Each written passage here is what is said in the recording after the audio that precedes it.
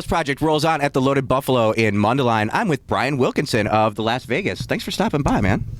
Thanks for having me. You also are in other bands. You have 3 projects going right now, is that correct? I am. I play guitar in Black Actress in addition to the Las Vegas, and my main project I do is I'm a solo artist.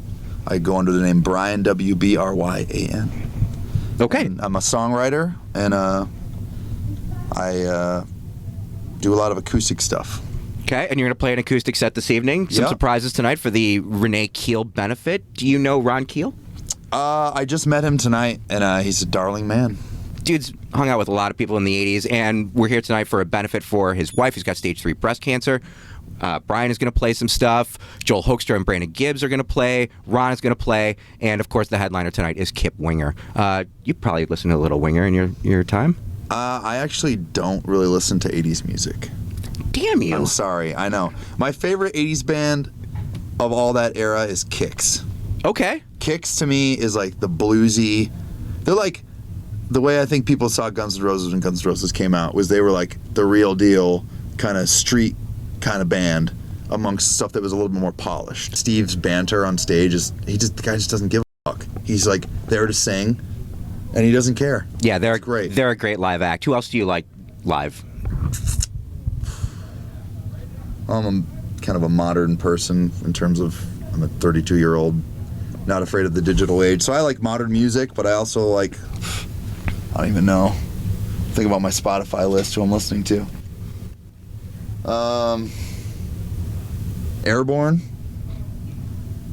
Jason Isbell, huge Oasis fan, never seen him.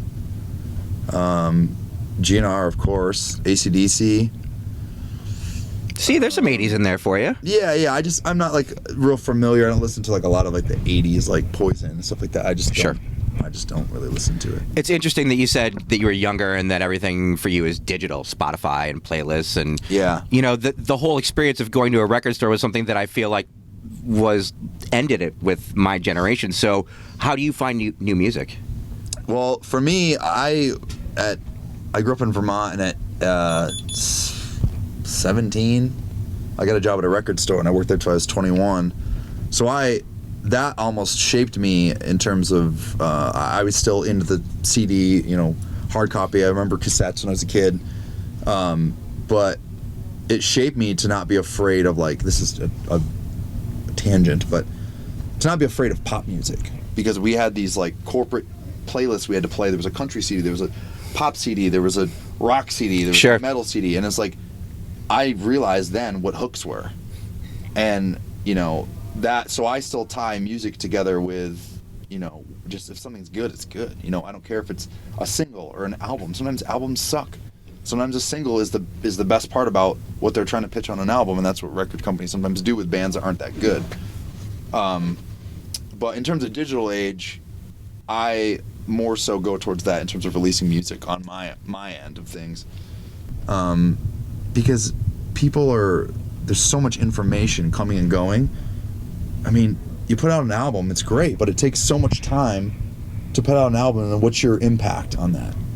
If you're touring it, yes, you're out every night, whatever, that's cool, but if you release a single every month, you're going to be stimulating those brains all over the world on the internet every month.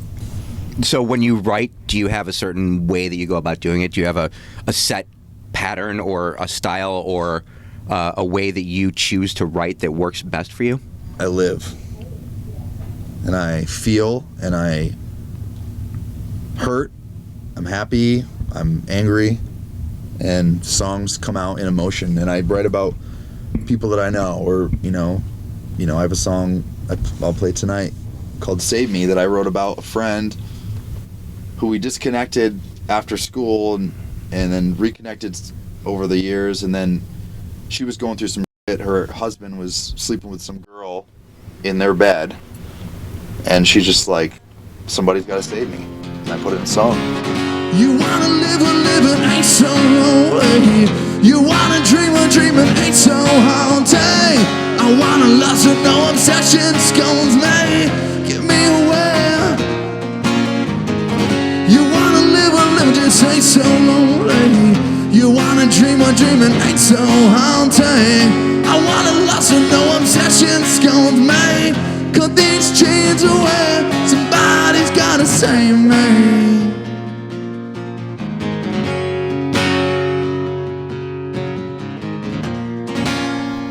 And that song came out in half an hour, just all at once. And it's one of my favorite songs I've ever written. And that stuff happens naturally where people just feel. That's a really good answer, by the way. Oh, well, thanks.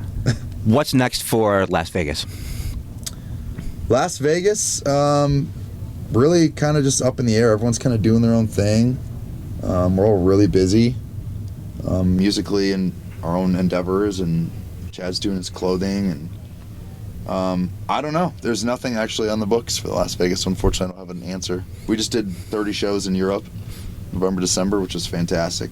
The Choir Boys did a run in Germany with them. Those guys are just, oh man, I don't know if you're familiar with them, but killer British band. They do like the Monsters of Rock stuff. Okay. I mean, they've been in the scene and stuff. A lot of these guys all know them. The killer band. Bryan Wilkinson of the Las Vegas with the Straus Project. And that thing. And that beeping door.